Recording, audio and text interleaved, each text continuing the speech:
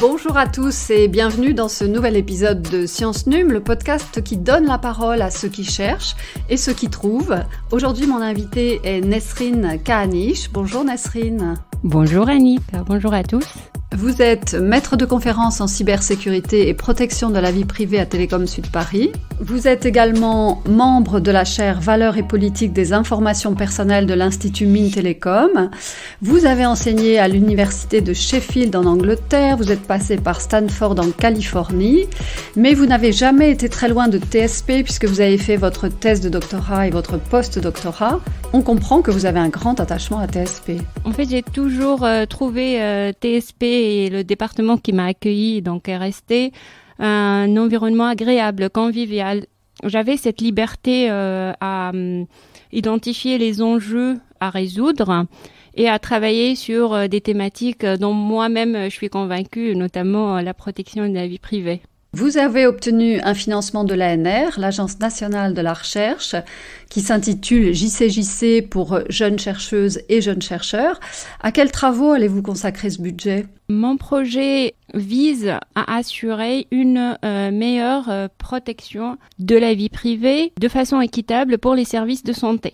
Il s'agit de concevoir de nouveaux protocoles basés sur des briques cryptographiques qui vont permettre de sécuriser l'échange entre plusieurs acteurs et de permettre aussi un calcul collaboratif effectué sur ces données de santé collectées. Donc, ce calcul repose sur des algorithmes d'intelligence artificielle, par exemple l'apprentissage fédéré, et sur cet aspect, les protocoles que je proposerai doivent satisfaire plusieurs propriétés de sécurité, de vie privée et d'équité également. Pourquoi avez-vous choisi de travailler sur ce sujet ? Une bonne question. Parce que, en fait, il y a un grand besoin de collaboration entre les acteurs de santé eux-mêmes et avec les autorités de régulation et les laboratoires de recherche et même les groupes d'assurance.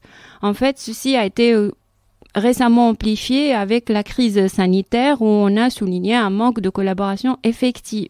C'est pas principalement dû à la non-volonté de ces parties ou de ces entités de non collaborer, mais à la rigidité des textes de loi, des recommandations gouvernementales. Parce que quand on parle de données de santé, ce sont des données considérées comme hautement sensibles. Donc il fallait proposer des protocoles permettant d'assurer cette collaboration de façon respectueuse de la vie privée. Oui, on sait que la protection des données personnelles, c'est un enjeu fondamental. Il faut que je mentionne qu'il existe des réflexions à ce sujet, notamment à travers l'implémentation de l'apprentissage fédéré ou autres. On dénombre encore plusieurs attaques contre la vie privée. Par exemple, on peut identifier un individu à partir d'un jeu de données, où on peut reconstruire le profil d'un individu en se basant sur les échanges. Ces algorithmes qui vont être très sensibles aux biais, et plusieurs études récentes ont montré que cet apprentissage augmenterait les risques d'identification d'individus à peu près 20%. Donc il y a vraiment de vrais verrous technologiques auxquels il faut réfléchir et travailler à les résoudre. On comprend la théorie, mais maintenant, dans la pratique, comment vous mettez en place cette protection de la vie privée plus performante ?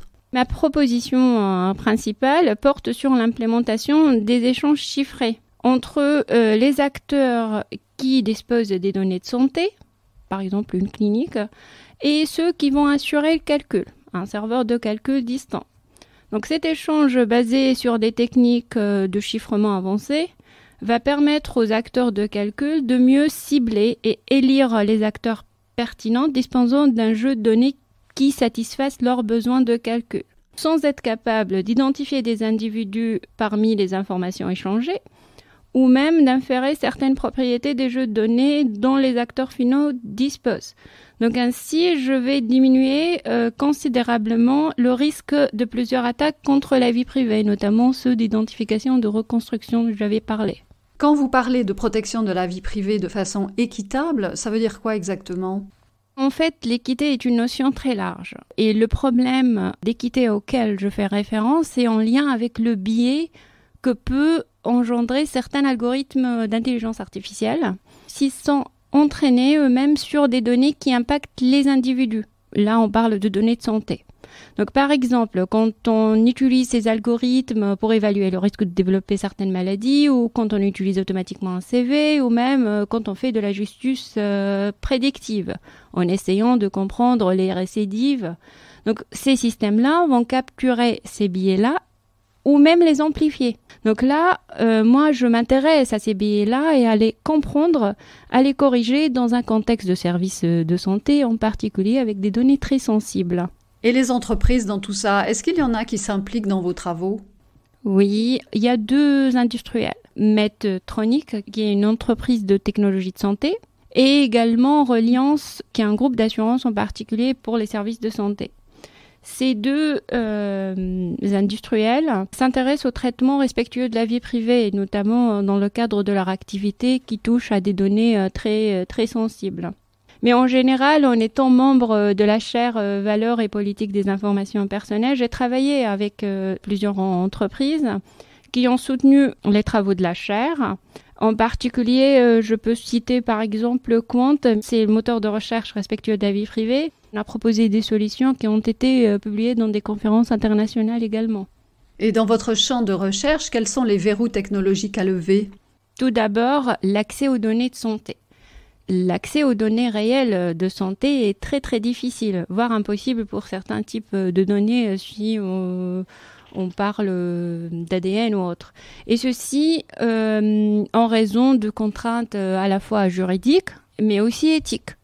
On a aussi le problème de la rareté et le manque de diversité des jeux de données en eux-mêmes.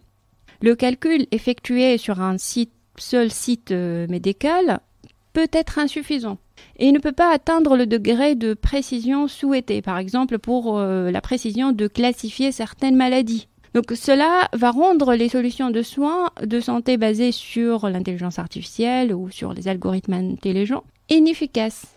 Et finalement, cette complexité d'algorithmes de chiffrement avancé, on va avoir des conséquences sur le coût de communication. Donc il faut trouver en fait le bon équilibre pour résoudre cette équation à 3 paramètres, la vie privée, l'équité et les performances du système qui va implémenter ces fonctions. Ce qui présente un enjeu majeur en fait au développement des nouvelles applications. On sait qu'il y a des attaques qui sont de plus en plus sophistiquées, ciblées contre la vie privée. C'est pris en considération au plus haut niveau de l'État. Vous confirmez ? Il y a une sensibilisation croissante du public et des nouvelles législations, telles que le RGPD ou même tous les textes en discussion au niveau européen.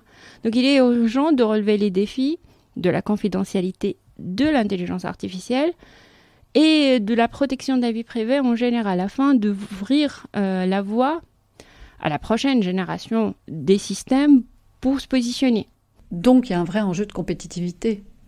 Je pense en particulier pour l'Europe, qui était toujours parmi les premiers dans ces textes protecteurs des citoyens et de la vie privée des citoyens, qu'être à la pointe de la protection de la vie privée ne doit pas se traduire par une perte de compétitivité pour développer et bénéficier des nouvelles avancées de l'IA.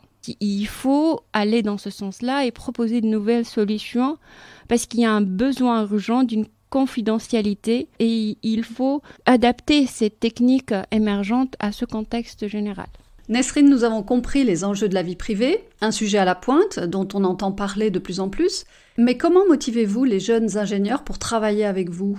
Il y a tout un contexte national et européen autour de ces sujets. Il y a des besoins concrets et le futur va dépendre si on peut vraiment résoudre ces enjeux, à la fois de la vie privée et d'équité de la conception, si je parle du contexte de l'intelligence artificielle par exemple. Donc les systèmes de l'IA sont amenés à se développer.